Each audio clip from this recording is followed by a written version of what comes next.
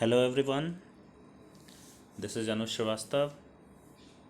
Our today's topic is structure and function of the DNA. Deoxyribonucleic acid. DNA means deoxyribonucleic acid. तो start करते हैं. पहला point है DNA stands for deoxyribonucleic acid. इसे हम full form में कहते हैं deoxyribonucleic acid, which is a molecule that contains the instruction of an organism need to develop, live and reproduce. मतलब DNA ऐसा मॉलिक्यूल होता है जो क्या क्या कंटेन करता है, उस ऑर्गेनिजम्स का सारा स्ट्रक्चर जो किस चीज़ में ज़रूरत होता है for the development, for the livelihood and for to reproduce और reproduction.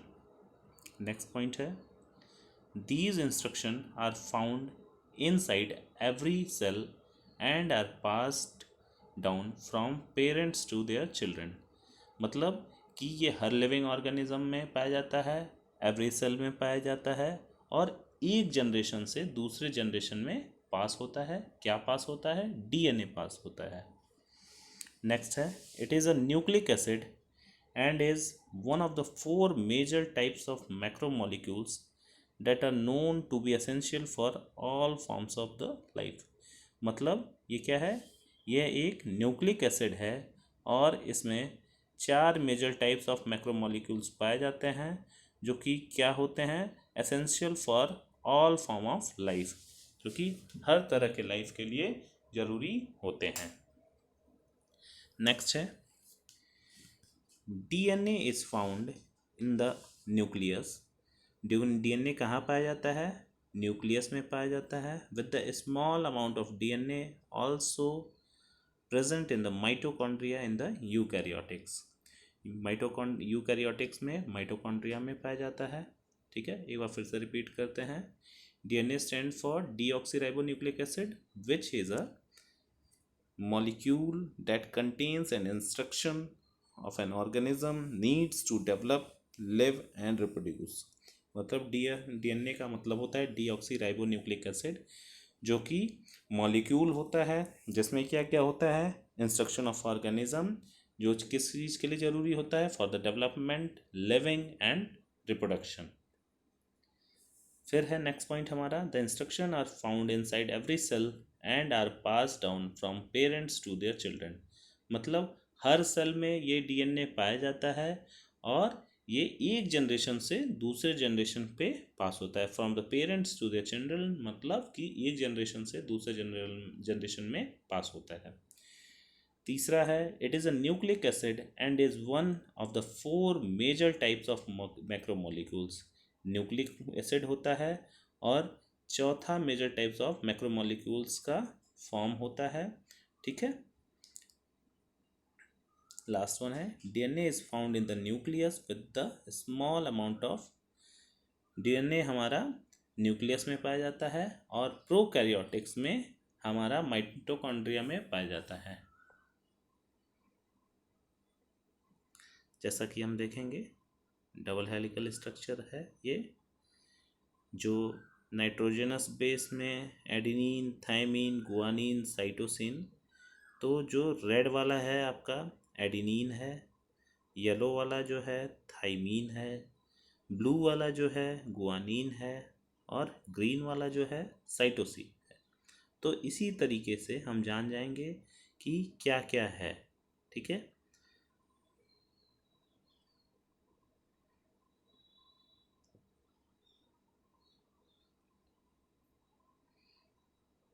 DNA is further classification. DNA का कैसा कैसा क्लासिफिकेशन है या उसमें क्या क्या पाए जाते हैं. तो डीएनए एक पॉलीन्यूक्लियोटाइड में कन्वर्ट हो रहा है या सब कैटेगराइज हो रहा है.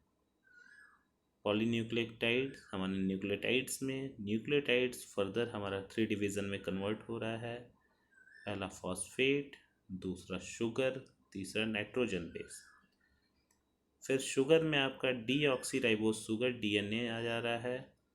फिर नाइट्रोजन बेस में हमारा प्यूरीन, पैरिमिडीन आ जा रहा है. प्यूरीन में अगर देखेंगे तो एडेनिन है, गुआनिन है. फिर पैरिमिडीन में आपका साइटोसिन है और थायमीन है. ठीक है, तो सभी शॉर्ट फॉर्म से इसको डिनोट किया गया है। जैसे प्यूरीन में अगर आप एडेनिन और गुआनिन देखेंगे तो एडेनिन को ए से, गुआनिन को जी से। पैरामिडीन को में अगर आप साइटोसिन और थाइमीन देखेंगे तो साइटोसिन को सी से और थाइमीन को टी से। ठीक है, नेक्स्ट आगे बढ़ते हैं। ये जो डीएनए का मॉडल है जिसे कहते हैं डबल हेलिकल मॉडल, इसे वाटसन और क्रिक ने दिया था कब? 1953 में। ठीक है, इसे कहते हैं डीएनए डबल हेलिकल मॉडल। ये किसने इन्हें दिया था डीएनए डबल हेलिकल मॉडल को? वाटसन और क्रिक नाम के जो दो साइंटिस्ट थे वो इसे प्रपोज किए थे। बात करेंगे chemical structure of DNA. DNA का केमिकल स्ट्रक्चर क्या है?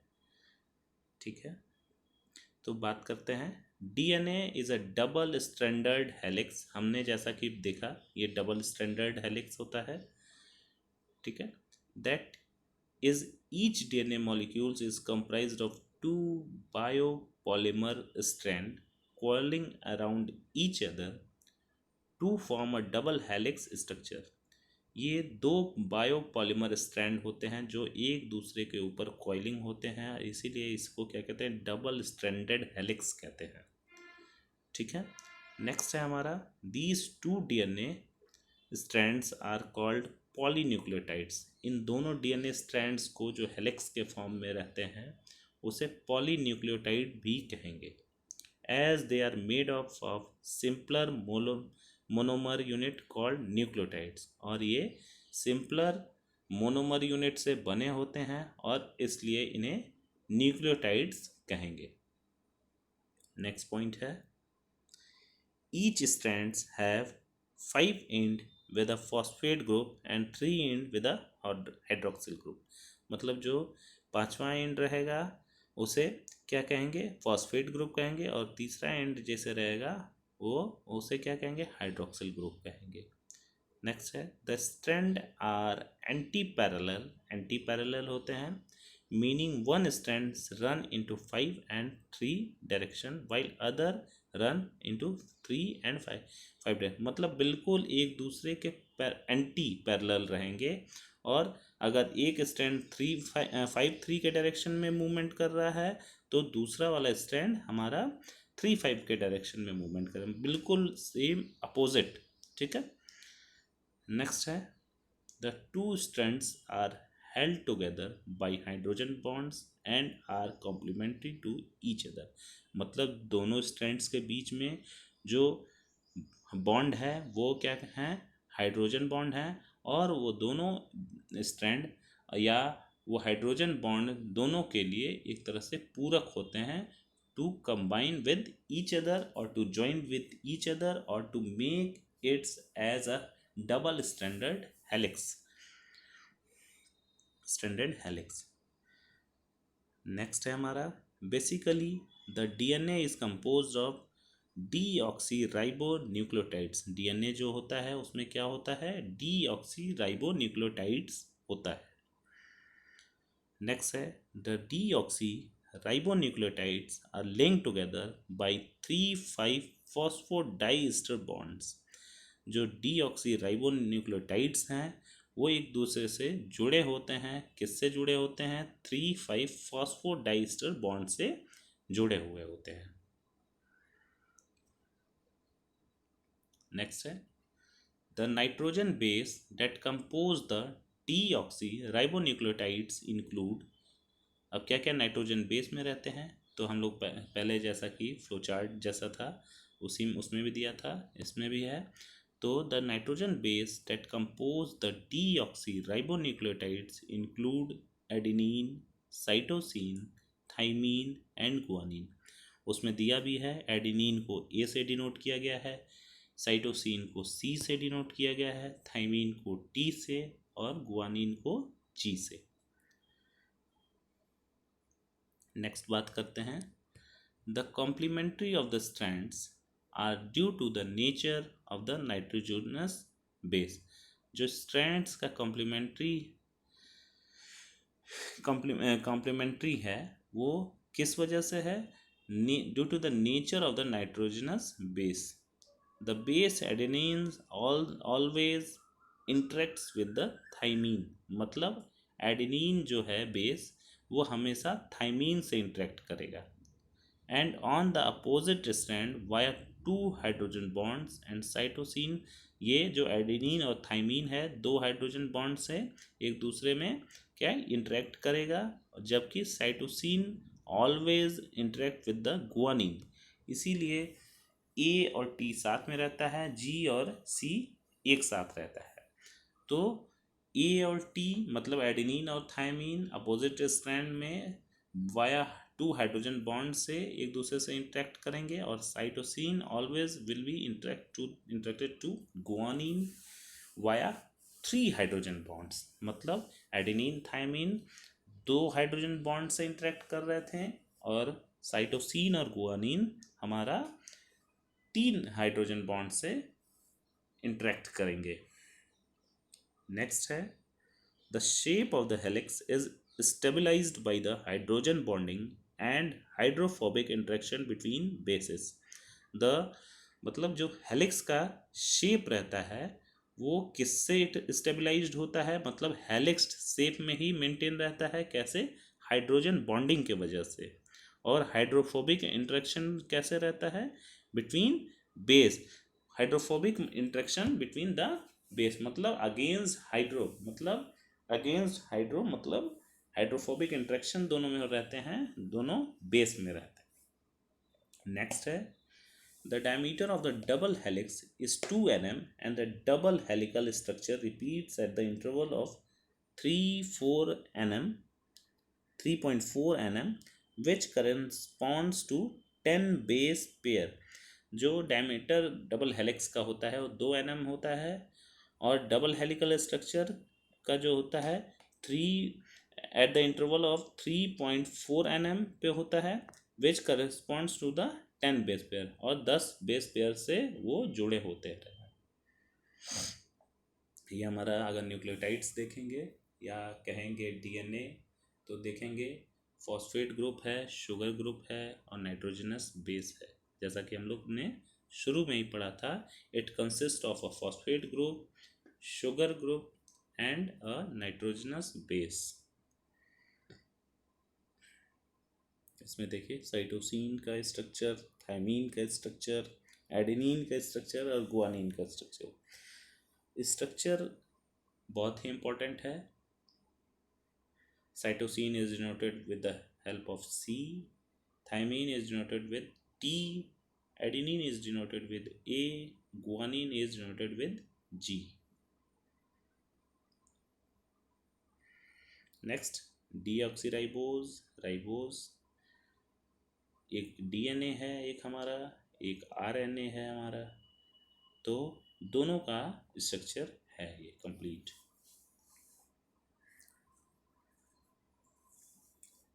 इधर देखेंगे डीएनए में एच ग्रुप है अटैच नीचे, और आरएनए में OH ग्रुप अटैच है।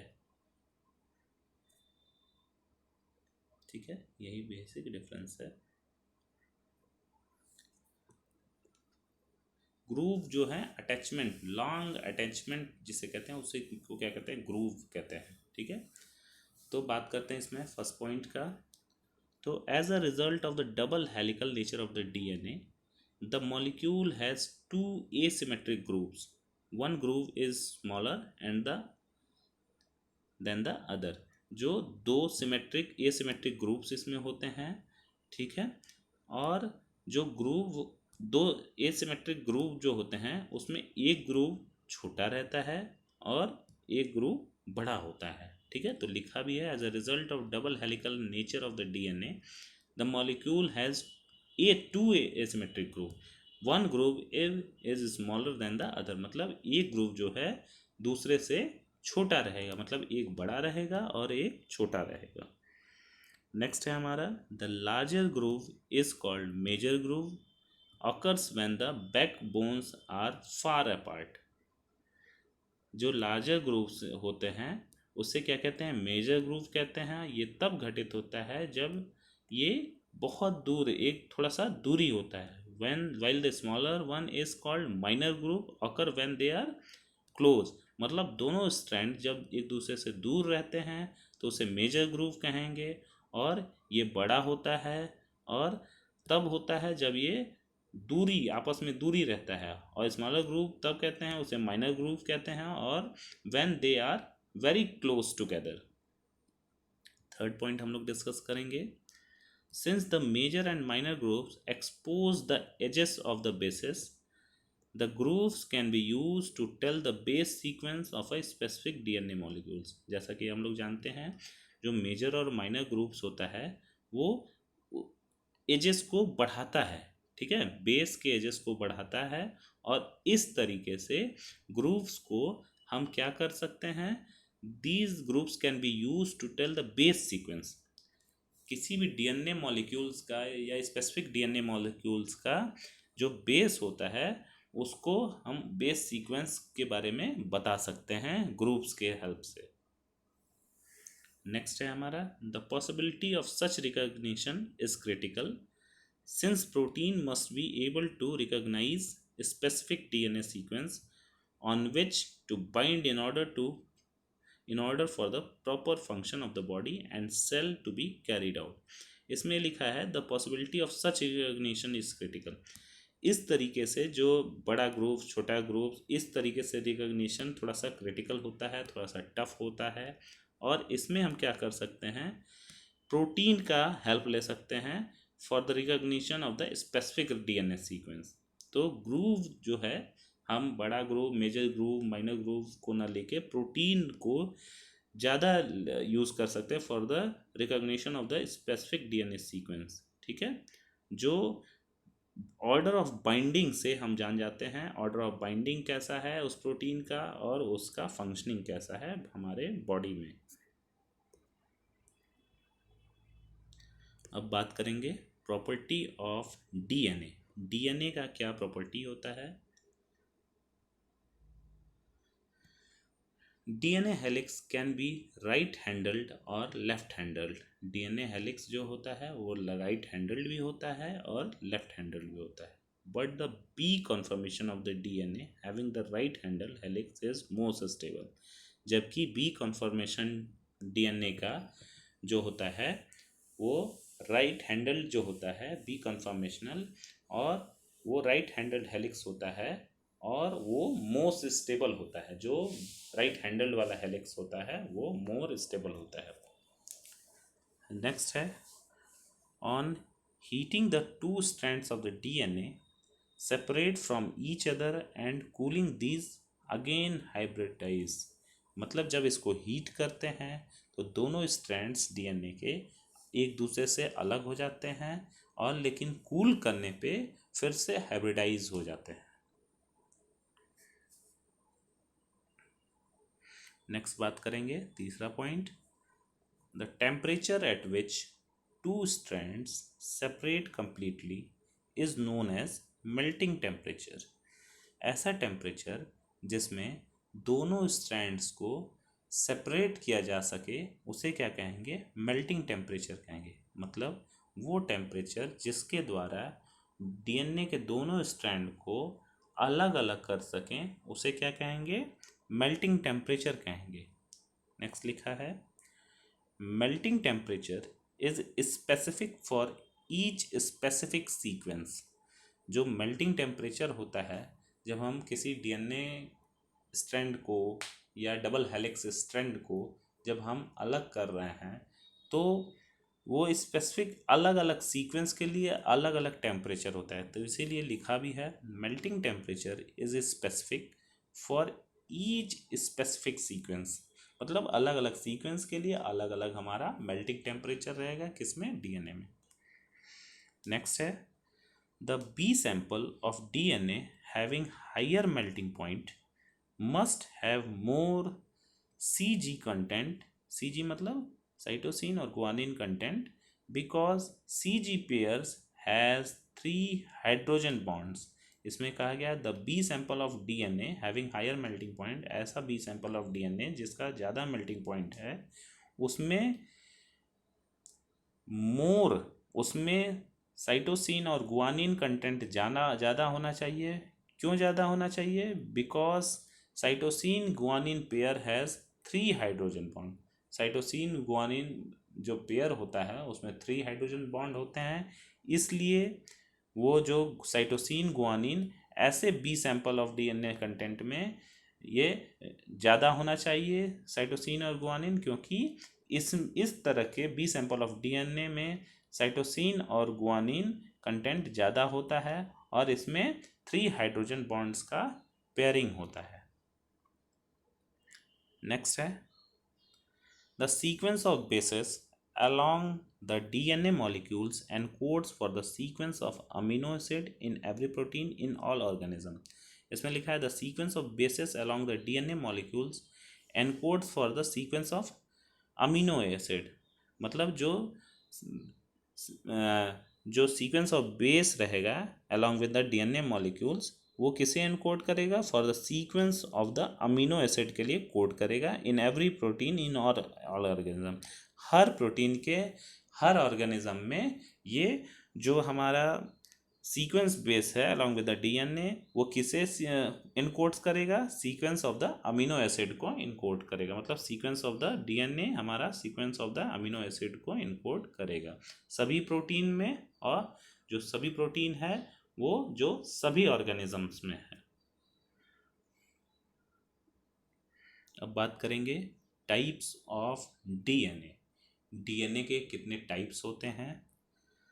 फर्स्ट पॉइंट है eukaryotic organisms such as animals, plants and fungi store the majority of their DNA inside the cell nucleus and some of their DNA in organelles such as mitochondria।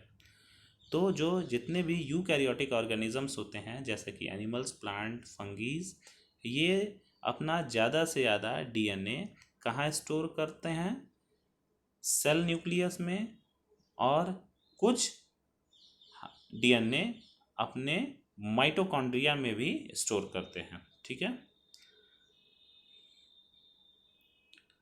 अब हम बात करेंगे इसके classification. तो पहला है हमारा न्यूक्लियर डीएनए। न्यूक्लियर डीएनए के बारे में बात करेंगे तो nuclear DNA is located within the nucleus of the eukaryotic cell. मतलब जो न्यूक्लियर डीएनए है वो कहाँ पे पाया जाता है? It is found in the nucleus of eukaryotic cell. Next point बात करेंगे न्यूक्लियर डीएनए में usually has 2 copies per cell. मतलब एक सेल में 2 कॉपीज ऑफ द डीएनए रहता है। तीसरा, the structure of nuclear DNA chromosomes is linear with open ends and includes 46 chromosomes containing 3 billion nucleotides. जो न्यूक्लियर डीएनए का हमारा न्यूक्लियर डीएनए क्रोमोसोम्स है उसका स्ट्रक्चर जो होता है लीनियर होता है ओपन एंड्स के साथ, और उसमें क्या पाया जाता है? 46 क्रोमोसोम्स कंटेनिंग 3 बिलियन न्यूक्लियोटाइड्स। तो इसमें 46 क्रोमोसोम्स और 3 बिलियन न्यूक्लियोटाइड्स पाया जाएगा। ठीक है, नेक्स्ट है the nuclear DNA is diploid ordinary inheriting the DNA from 2 parents। The mutation rate for nuclear DNA is less than 0.3%।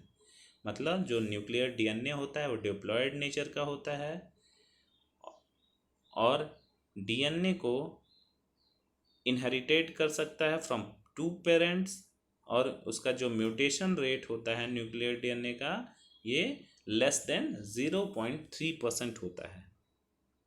Next हम अभी तक बात कर रहे थे न्यूक्लियर डीएनए का जिसे कहते हैं शॉर्ट फॉर्म में एनडीएनए। अब बात करेंगे माइटोकॉन्ड्रियल डीएनए का। इसमें पहला पॉइंट है mitochondrial DNA is located in the mitochondria. तो जैसा कि इसका नाम ही है माइटोकॉन्ड्रियल डीएनए, तो माइटोकॉन्ड्रियल डीएनए जो होता है कहाँ पाया जाता है? माइटोकॉन्ड्रिया में पाया जाता है। सेल के माइटोकॉन्ड्रिया में ये पाया जाता है, इसीलिए इसको क्या कहते हैं? Mitochondrial DNA. इसमें नेक्स्ट पॉइंट है माइटोकॉन्ड्रियल डीएनए में, इट कंटेन्स 100 to 1000 कॉपी पर सेल, मतलब एक सेल में 100 से 1000 कॉपी पाए जाते हैं क्या, माइटोकॉन्ड्रियल डीएनए। नेक्स्ट है तीसरा, mitochondrial DNA chromosomes usually have closed circular structure and contain for example 16,569 nucleotides in human. जो माइटोकॉन्ड्रियल डीएनए क्रोमोसोम्स होते हैं वो एक दूसरे के क्लोज होते हैं, सर्कुलर स्ट्रक्चर के होते हैं, और 16,569 न्यूक्लियोटाइड्स ये पाए जाते हैं। किस में पाए जाते हैं, ह्यूमन में पाए जाते हैं, मैन में पाए जाते हैं, ह्यूमन में पाए जाते हैं। कितने, 16,569 न्यूक्लियोटाइड्स। नेक्स्ट है mitochondrial DNA is haploid coming only from the mother. तो माइटोकॉन्ड्रियल डीएनए हैप्लॉइड नेचर का होता है, जो कि हमेशा मदर में पाया जाता है। नेक्स्ट है the mutation rate for mitochondrial DNA is generally higher than nuclear DNA. तो जो अगर न्यूक्लियर डीएनए और माइटोकॉन्ड्रियल डीएनए में अगर हम बेसिक डिफरेंस की बात करें तो माइटोकॉन्ड्रियल डीएनए में म्यूटेशन रेट हमेशा ज़्यादा रहता है in comparison to the nuclear DNA. देखिए इसमें ये डायग्राम है, A DNA, B DNA, C DNA, Z DNA, ठीक है।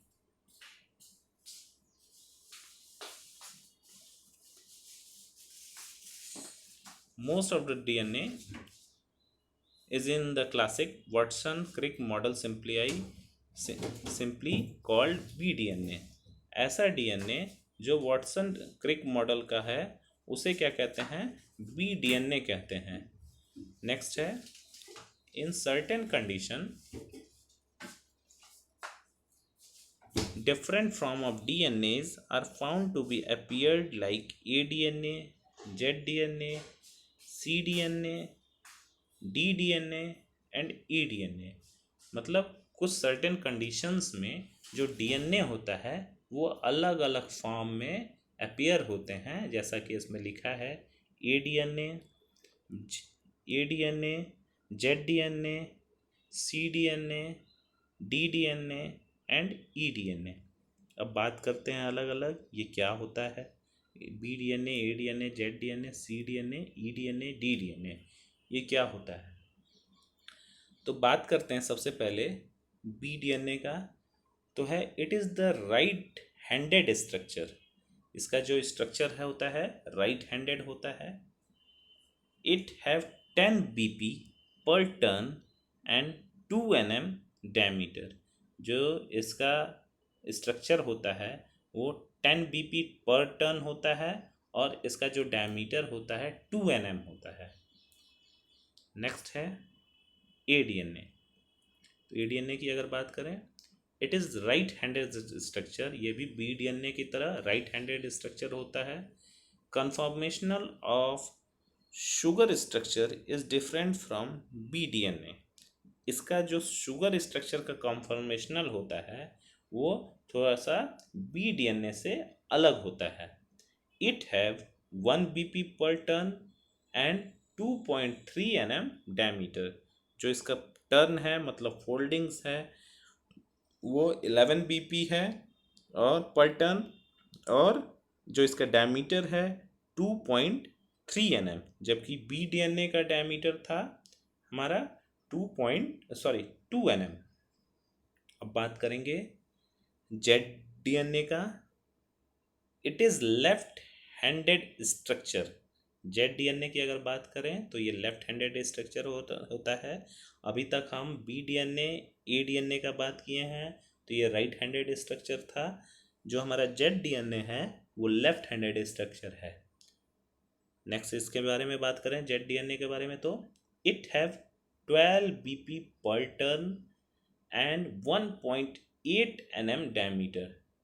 जो इसका पर टर्न था 12 bp है, और जो इसका डायमीटर है आपका 1.8 nm। मतलब अगर आप देखें तो इसका डायमीटर ए डीएनए और बी डीएनए से कम है, और जो इसका टर्न है आपका ए डीएनए और बी डीएनए का से ज़्यादा है, जेड डीएनए का। अब बात करें अगर सी डीएनए का, तो it is right handed structure. ये भी हमारा बी डीएनए और ए डीएनए के तरह राइट हैंडेड स्ट्रक्चर है, और ये भी इसमें अगर आप देखेंगे तो बहुत ज़्यादा पर टर्न है, 33 bp per turn. It have, जो सी डीएनए का पर टर्न है 33 bp है, bp इसका यूनिट है टर्न का, और जो इसका डायमीटर भी बहुत ज़्यादा है 11.9 nm डायमीटर। इसका जो डायमीटर है तो सबसे ज़्यादा as well as bp per turn as well as diameter, ये हमारा C DNA A DNA sorry Z DNA A DNA B DNA से दोनों ज़्यादा है, चाहे पर टर्न की बात करें या डायमीटर की बात करें। तो पर टर्न इसका है 33 bp और डायमीटर इसका है 11.9 nm। नेक्स्ट हम बात करेंगे ई डीएनए का। इट इज़ एक्सटेंडेड और एंटेरिक डीएनए, इसे एक्सटेंडेड या एंटेरिक डीएनए कहेंगे। It is intermediate between B DNA and A DNA. मतलब ए डीएनए और बी डीएनए के बीच का इंटरमीडिएट होता है, इसीलिए इसे क्या कहेंगे, एक्सटेंडेड और एंटेरिक डीएनए कहेंगे। नेक्स्ट बात करेंगे राइट हैंडेड स्ट्रक्चर, जिसे कहते हैं डी डीएनए। तो इसका नाम भी है it is right handed structure DNA. इसका जो है it have 8 bp per turn, इसका जो है 8 bp पर टर्न है। तो अब ये तीनों नहीं, 6 हम लोग बात कर लिए, A DNA B DNA C DNA D DNA E DNA and Z DNA. मतलब ए से बी एक कॉन्टिन्यूस सीक्वेंस में है, सॉरी ए से डी तक, A B C D E और जेड हमारा लास्ट है। तो इस तरीके से 6 है। तो ए से अगर ई तक बात करें तो 5 हो गए, और लास्ट वाला Z DNA, A DNA B DNA C DNA D DNA E DNA और ई के बाद सीधे जेड डीएनए। ठीक है, तो अलग अलग ये पर टर्न पे डिपेंड करता है, अलग अलग डायमीटर पे इसका है। लास्ट हम बात करेंगे फंक्शन ऑफ डीएनए। डीएनए का क्या फंक्शन होता है हमारे बॉडी के लिए, तो इसमें बात करेंगे DNA has a crucial role as genetic material in most living organism. हम लोग शुरू में भी पढ़े थे, DNA consist of the genetic material. सारे ऑर्गेनिजम्स का जेनेटिक मटेरियल जो कंटेन करता है उसे हम क्या कहते हैं, डीएनए। तो इसमें लिखा है DNA has a crucial role as genetic material in the most of the living organism. ये क्रूशियल रोल प्ले करता है लिविंग ऑर्गेनिज्म में, कि वो सारा जेनेटिक मटेरियल कंटेन करता है। नेक्स्ट लिखा भी है it carries genetic information from cell to cell and from generation to generation. ये जेनेटिक इन्फॉर्मेशन कंटेन करता है एक सेल से दूसरे सेल में, और हमारा वो जनरेशन टू जनरेशन पास करेगा। जैसे हम जान सकते हैं कि हमारे फोर फादर्स का नेचर हमारे नेचर से मिल रहा है, तो मतलब हम उन फोर फादर्स से या अपने माता पिता से या उनके माता पिता से कैसे जुड़े हुए हैं, ये सारा हमारा क्या है, फंक्शन ऑफ डीएनए। नेक्स्ट लिखा है thus its major function include storing genetic information. DNA से हम क्या जानते हैं, उसमें जेनेटिक इन्फॉर्मेशन स्टोर होता है। अगर किसी ऑर्गेनिज्म का डीएनए हमें लिए हैं तो उस ऑर्गेनिज्म से हम जान लेंगे कि उसके जो पिछले वाले जनरेशन्स थे वो कैसे थे कैसे नहीं थे।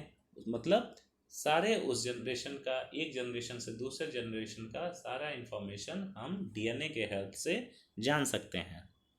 नेक्स्ट है DNA helps in directing protein synthesis. तो डीएनए का एक और बहुत बड़ा मेजर रोल होता है It is responsible for the direction of the protein synthesis. Next है DNA is used to determining genetic coding. Genetic coding जैसे ACGT ये था ना, वही जेनेटिक कोडिंग होता है, उसके ही हेल्प से हम DNA के ही हेल्प से हम जेनेटिक कोडिंग करते हैं, तो ये भी हमारा एक मेजर फंक्शन है। नेक्स्ट है DNA is directly responsible for the metabolic activities, evolution, heredity and differentiation. हम DNA के ही हेल्प से हम जानते हैं कि इस ऑर्गेनिजम्स का मेटाबॉलिक एक्टिविटीज़ कैसा है, कहाँ से इस ऑर्गेनिजम्स की उत्पत्ति हुई है, कौन कौन से नेचर ये एक जनरेशन से दूसरे जनरेशन में पास हुआ है, और एक लिविंग ऑर्गेनिज्म से दूसरे लिविंग ऑर्गेनिज्म में डिफरेंशिएशन या डिफरेंस या अल्टरेशन ये हम डीएनए के ही हेल्प से करते हैं। तो मतलब डीएनए जो रिस्पॉन्सिबल होता है किस चीज़ के लिए, किसी भी लिविंग ऑर्गेनिज्म के मेटाबॉलिक एक्टिविटीज़ के लिए, उसके उत्पत्ति के लिए, उसके इंफॉर्मेशन या हेरिडिटरी कैरेक्टर्स के पासिंग के लिए, या दो ऑर्गेनिजम्स के बीच में डिफरेंस जानने के लिए, डिफरेंशिएशन करने के लिए, अल्टरेशन करने के लिए, अल्टरेशन नहीं डिफरेंशिएशन ही कहेंगे, कि मतलब इस ऑर्गेनिजम्स का नेचर ये है तो इस ऑर्गेनिज्म का दूसरे वाले ऑर्गेनिज्म का नेचर ये रहेगा। तो दोनों ऑर्गेनिज्म के नेचर के डिफरेंशिएशन से ही हम जानते हैं कि इसमें अलग डीएनए है और दूसरे वाले में अलग डीएनए है। नेक्स्ट बात करेंगे last one, it is stable molecules and holds more complex information for longer period of time. जो डीएनए होता है स्टेबल होता है, स्टेबल इन नेचर होता है और स्टेबल मॉलिक्यूल्स होता है, और ये जो इंफॉर्मेशन एक जनरेशन से दूसरे जनरेशन का या उस लिविंग ऑर्गेनिजम्स का सारा इंफॉर्मेशन स्टोर करता है, कब तक के लिए, for the very long period of time. मतलब अगर एक डीएनए हमें मिल जा रहा है तो हम उसमें उस डीएनए के हेल्प से उस लिविंग ऑर्गेनिजम्स का सारा इंफॉर्मेशन ले सकते हैं। और डीएनए क्या करता है, बहुत ही स्टेबल मॉलिक्यूल होता है और वो कॉम्प्लेक्स सारे कॉम्प्लेक्स इंफॉर्मेशन एक बहुत लंबे समय तक वो स्टोर कर सकता है।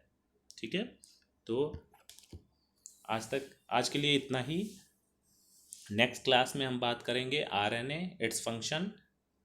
ठीक है, तो थैंक यू वेरी मच।